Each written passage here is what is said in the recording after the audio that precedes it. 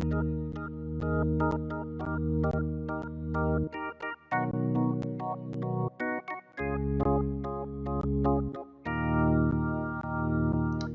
brethren and friends.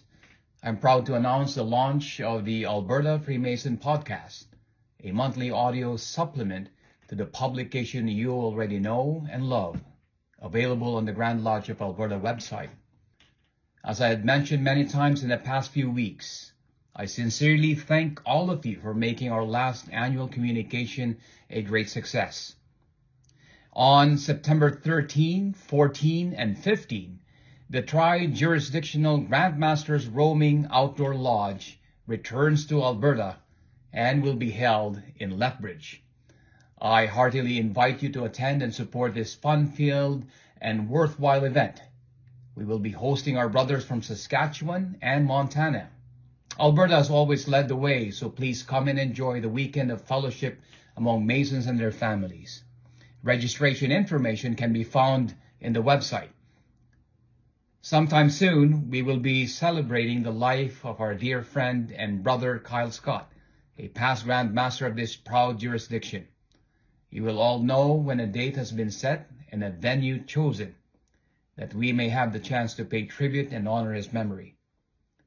Brethren and friends, enjoy the rest of your summer, enjoy the lively and interesting discussions, and enjoy the Alberta Freemason podcast. Take care, everyone. Thank you. Hi, I'm Preston Meyer, the chaplain of Acacia Lodge number 11 and the editor of this podcast. In Masonic news, the Allied Masonic Degrees of Canada is opening a new council in Calgary this fall, and the Mystic Order of Veiled Prophets of the Enchanted Realm is opening a new grotto in Edmonton. These developments mark a wonderful growth in Freemasonry in our jurisdiction. Let's get into the education portion of our show by introducing our panelists. Tobias Terrill from Charity Lodge number 67 in Lethbridge, Alberta. And I am a just recently passed DDGM for Chinook Arch District. My name's John Hayes. I'm a past master of Highlands Unity Lodge, currently serving as the senior warden. I've also been active in a number of concordant independent bodies. I served as the Sovereign Grand Master of the Allied Masonic Degrees of Canada 3 years ago. And our guest speaker today is Andrew Penner. Introduce yourself, Andrew. Hi, I'm Andrew Penner, and I'm a member of Acacia 11, and where I'm currently serving as the Inner Guard. I kind of come at Festive Board from a different perspective, that we need something to create more unity within the Masonic environment, within the fraternity. If for no other reason than we need some device to create more unity within society more broadly. And my whole entire philosophy about Freemasonry is that it is society in a bell jar. So you get together and you intentionally put aside all of your differences, anything that could potentially create division, and it allows you to sort of experiment on community building within a small framework. And then if anything is successful in there, then you can take that and implement that into the wider world. That's kind of my belief why there's been so many politicians that have come out of lodges, is because the lodge itself is the perfect training ground for lessons in community building and civics, as well as getting along with people that are difficult to get along with. This is the reason why I believe that Festive Board is the most integral part of the Masonic experience, because it enables us to actually put aside our differences and get together as a group to build relationships within the lodge. It's funny that this just sort of came up. This is a thought that just came into my head, but I recently got onto a video call with a brother from Philadelphia who is currently living in Vasto, Italy. And the only reason why I know him is because a friend of ours is there for the summer. When he found out that she knew a Mason back in Canada, then he got all excited and he got her to call me. And Pennsylvania has drastically different ritual and everything, the way that they do things. But because of like the shared experience of Masonry, we were able to connect over thousands of kilometers. And one of the things that he pointed out, despite the fact that he was one of the most passionate Masons I've ever met, is that lodge meetings are super boring. There's no point in going out to visit a lodge if you're just going to sit in like the meeting and then skedaddle immediately afterwards. The real place of developing friendship and brotherhood is around the festive board table. There's lots of different reasons for that. One of the reasons is for a psychological effect that's called entrainment. And entrainment, and this is like straight neuroscience. Entrainment is the way that we build relationships and bonds through shared activity and often through synchronized activity. So that there's a reason why communal singing has been such a huge part of the religious experience all over the planet, through all cultures. It's because it unifies a group by doing something synchronized. There's a whole bunch of other examples of that. It's the reason why dancing together is such a huge part of the courtship experience, because the way that a dancing couple, mimics each other's movements and creates trust so that they can determine whether they're going to be a suitable mate or not. Likewise, it's the same reason why soldiers all throughout history, all throughout the world, have always got their young recruits to march endlessly and pointlessly around parade squares so that they develop that synchronicity. And that's how you develop trust. And anybody that has ever run ops in the armed forces knows the importance of being able to trust everybody in your unit. And you develop trust by doing lots of things together, synchronized. So the quickest and easiest way to create that synchronicity within a large group is just by eating together. You're all sitting down and you're all partaking in a shared experience and mirroring each other's activities just by raising your fork from your plate to your mouth. That's a key part of it. There's also evidence to support the mere act of breaking bread, because it's something that every human being in the world, actually every living organism in the world, must do. That creates bonds as well. I worked in a lumber yard for a couple of years, and my foreman at this lumber yard, he was a great boss. He always made sure that everybody took their breaks, regardless of whether they needed them or not. But he himself you never saw him eat. And I don't know if he intended this, but it almost kind of struck me as a bit of a power move, because it gave this illusion of being superhuman, that you never saw him do this very basic human function.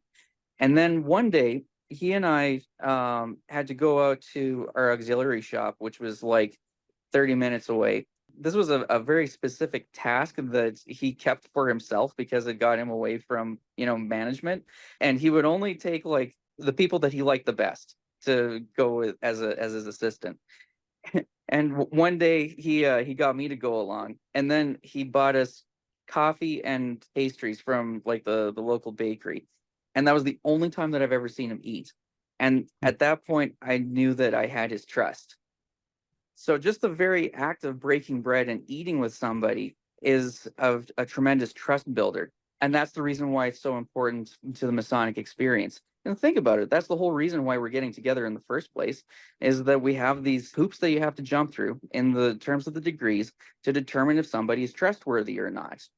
And the way that you can develop that trust within your lodge is by having a really good festive board experience. So something that we've been trying to push at Acacia is to have the best festive board in the city.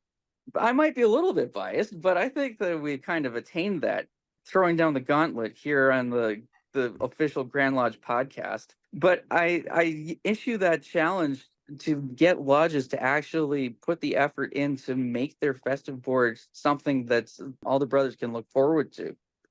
So there's a couple of tips and suggestions that I give out freely to lodges in order to improve their festive board. And one is quality. Make it something that the brothers want to experience. And if you can attain that, if you can achieve that, then the brothers will have more reason to actually come out to their meetings, just rather than arguing about, who's going to change the light bulbs. That's not a very good Masonic experience. And I think that leads to a lack of retention.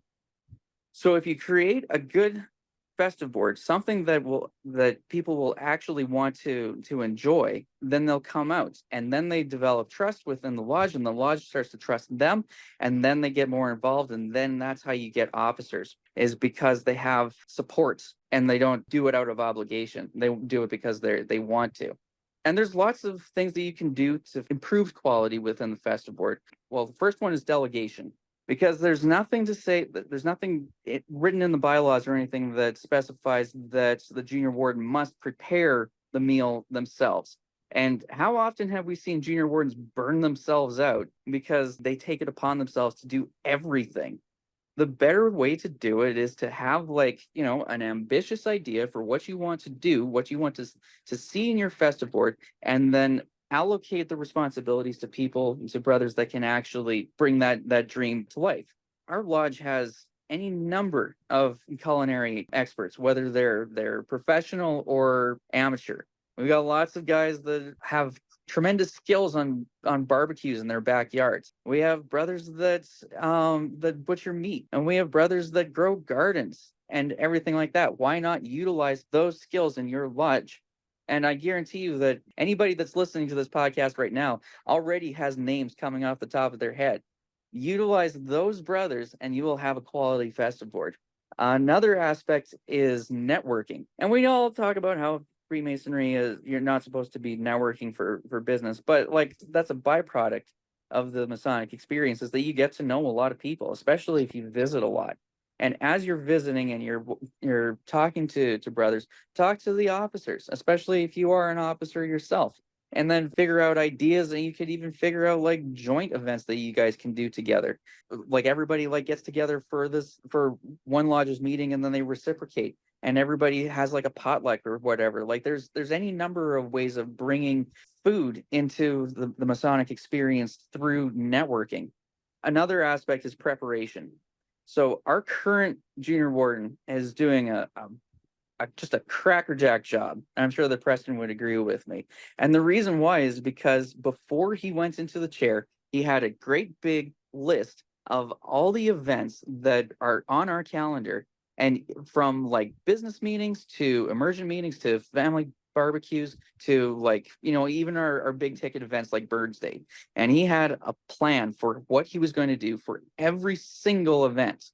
And how many past masters have gone through that junior warden's chair and are thinking to themselves as they're listening to this, oh man, I really should have used that year to plan a bit better. And how often do we throw, unsuspecting brothers into that chair just because we need a warm body in that chair? You should be planning at least 6 months in advance if you want to have a quality Festive board. And it's not that hard, especially if you're utilizing all the facilities that you have inside of your own lodge. And one of the things that you can do for preparation is by developing an RSVP protocol. So I did this when I was a steward. I sat 2 years as a steward. I did junior steward and senior steward. And both of those years, I took it upon myself to make brothers RSVP for Festive board. And I chased down every single brother on our roster that I knew that lived in the city and had a likelihood of attending our meeting. And I asked them every single week, are you coming to Festive board? This is what we're doing for Festive board. Are you going to make it? Notice that I phrased it, are you coming to supper? I didn't ask them if they were coming to the meeting, because the meeting itself is immaterial. The thing that I wanted to see them at the most was at supper. And if you would invite if you invite a brother to supper, especially a brother that hasn't been around for a long time, you're essentially inviting him out for a party, right? You're not inviting him to sit down and talk about light bulbs for 2 hours. You're inviting him to actually engage in the fellowship of the craft. So I did that. And in doing so, I found out so much about our brothers that would have just gone under the radar. I found out about brothers' cancer diagnoses by doing that, just by taking the opportunity to actually reach out and ask them, are you planning on coming to supper this week? And if you do that, you have two things happen. One is that you get better turnout because everybody's engaged and everybody has to make a decision on Sunday or Monday night or whenever you're calling them or texting them. Everybody has to make a snap decision about whether they're going to make the effort to come out to lodge that week. Oftentimes since it's in the back of their mind, then they'll actually make the time to come out to lodge. The other thing is you have understanding of why brothers aren't coming to lodge, and you can use that understanding and that information to actually convey the state of these brothers to the rest of the lodge, checking in on their brothers. And by getting them to RSVP, that's a great way to check in. And it also has the added bonus of cutting down on overages for the junior warden. The average junior warden, they have no idea whether they're going to be preparing for 15 brothers or for 30. And if you create an RSVP list, then you have a better understanding of who's going to be there.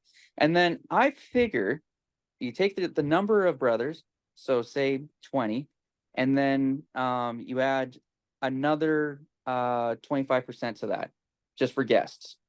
So that cuts down on your overages as well, and it makes sure that you have enough for any guests that show up. And sometimes you get freak nights where, like, all of a sudden all the Filipinos show up that night. But by having the precedent of the RSVP, then it cuts down on surprises. And hopefully, if you're a junior warden and you're visiting around, then you can advertise, register with me first. Remember that the Festive Board is the first impression of the lodge that a candidate or a prospect or a seeker, however you want to describe them, somebody that's looking at the lodge, the Festive Board is their first impression of what Freemasonry is. So you want to make a good impression. That's one of the reasons why at Acacia we decided to move the Festive Board from after the meeting to before the meeting, was so that it made it easier for prospects to come in and see what we were all about. It also enables you to the opportunity to sort of give the personality of the lodge, an impression of the personality of the lodge to the candidate to make sure that it's the best fit. If you're an extremely diverse lodge, if you have lots of different cultures in your lodge, then why don't you utilize the rich cultural traditions from around the world to give an impression of what your lodge is like?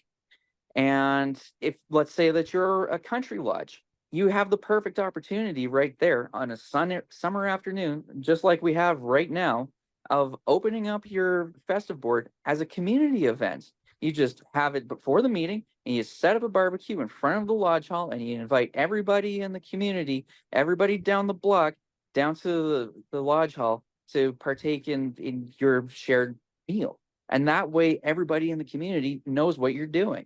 It even goes farther than that. Let's say that you have a lodge with a shared hobby like hunting. Maybe you've got a lot of sportsmen in your lodge. Well, why don't you make a Festive Board that reflects that? You having lots of game and lots of barbecues and smoked meats and that sort of thing for your Festive Board. Like, you have a tremendous opportunity to create a bonding experience within your lodge by doing something fun.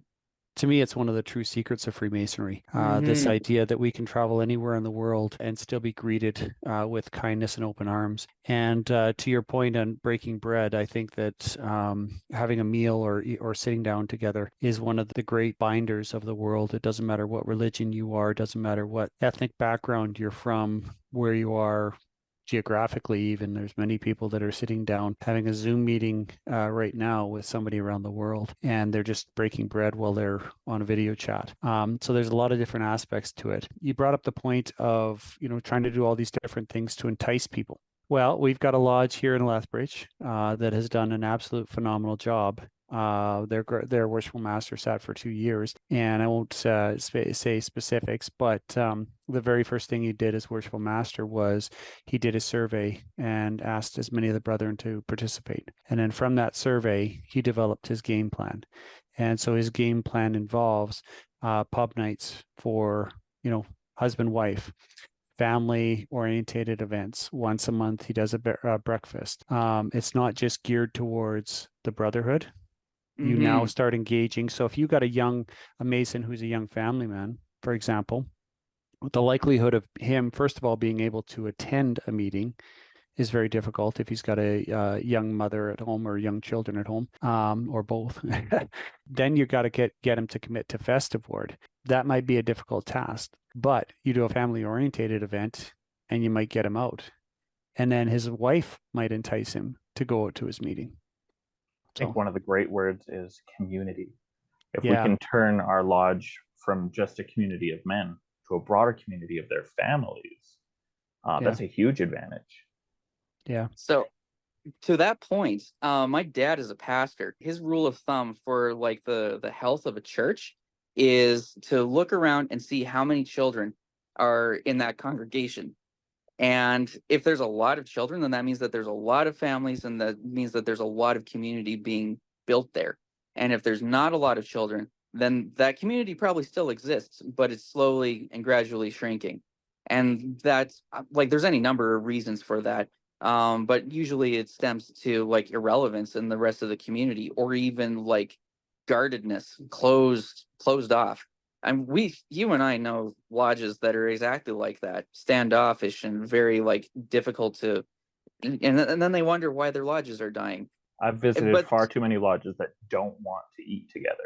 You're settling for an attendance of 11 of the same guys for the last 15 years. And you're saying, well, this is how we like it. But your membership is 80. And really, 69 of them are voting with their feet. Really, I think I agree with a lot of what Andrew says about festive boards being a critical way of attracting people. But it's also a great measuring stick of the health of a lodge. The idea of maybe getting people engaged into RSVP, I think, is a great idea. Get them thinking about the festive board. Planning it out months in advance is a good way to start. Making it different, changing it up a little bit, having it before the meeting, maybe have it sometimes after the meeting, maybe have your whole meeting at a different location is another way you can mix it up. So all these different things creates a fun and inviting environment.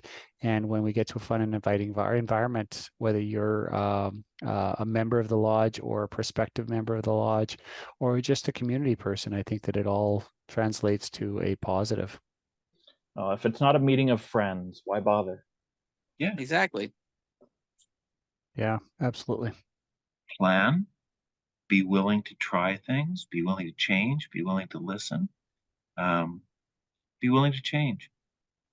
Yeah, I always say that you can mark the success of a great event like that, or like a one-time event, when people are going away thinking two things: one, sad that it's over, and two, looking forward to the next. Happy to meet, sorry to part, happy to meet again. Thank you for joining us for the first edition of the Alberta Freemason podcast, an audio supplement to our monthly publication. The voices you heard today belong to our Most Worshipful Grand Master, Most Worshipful Brother Wilfred Leano, Right Worshipful Brother Tobias Terrill, Worshipful Brother John Hayes, Brother Andrew Penner, and myself, Very Worshipful Brother Preston Meyer, the editor of this podcast. Music was provided by our Grand Organist, Very Worshipful Brother Lardeon Ranon. Thanks for joining us.